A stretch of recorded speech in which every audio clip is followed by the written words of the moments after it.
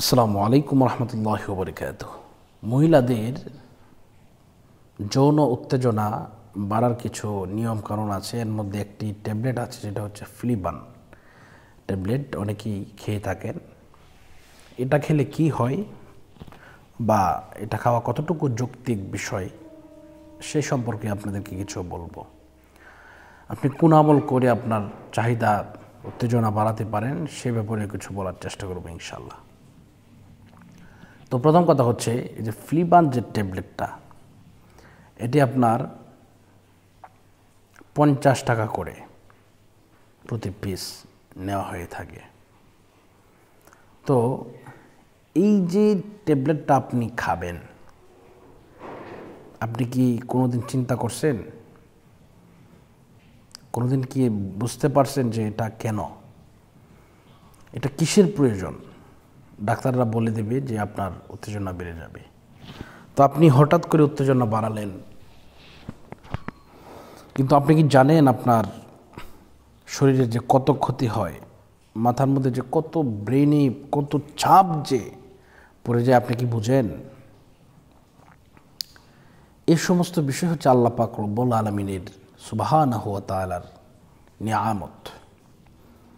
এই আল্লাহর নিয়ামত আপনি যদি উপভোগ করতে চান, আপনাকে কিছু কিছু বিষয় আসে, এগুলা মেনটেন করতে হবে। এর মধ্যে এক নম্বর হচ্ছে, এই ওষুধ এগুলা না খেয়ে আপনাকে ভালো খাবার খেতে হবে। আপনাকে শক্তিবর্ধক যে খাবারগুলো আছে, এই খাবারগুলো খেতে হবে।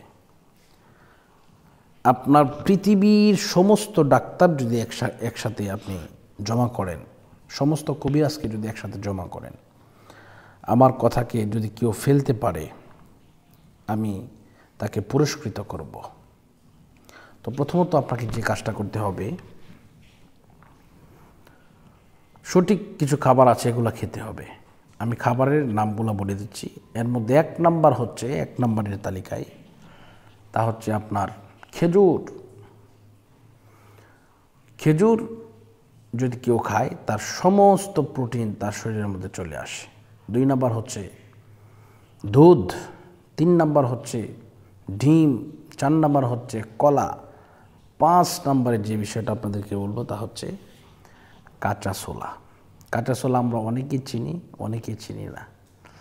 কাঁচা ছোলা হচ্ছে এমন একটা জিনিস যেটা দোকানে পাওয়া যায়। এটা রাতে ভিজিয়ে রাখবেন, সকালে খাবেন এবং পর্যাপ্ত পরিমাণে ব্যায়াম করবেন, ঘুমাবেন।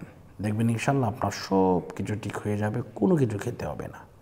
অযথাই ওইসব বড়ি খেয়ে জীবন ধ্বংস করবেন না। আল্লাহ পাক আমাদের সকলকে হেফাজত করুন। ফাল্লাহু খায়রুন হাফিজাও ওয়া হুয়া আরহামুর রাহিমিন। আজকের মতো এই পর্যন্তই বিদায় নিচ্ছি। আসসালামু আলাইকুম রহমতুল্লাহি ওয়া বারাকাতুহু।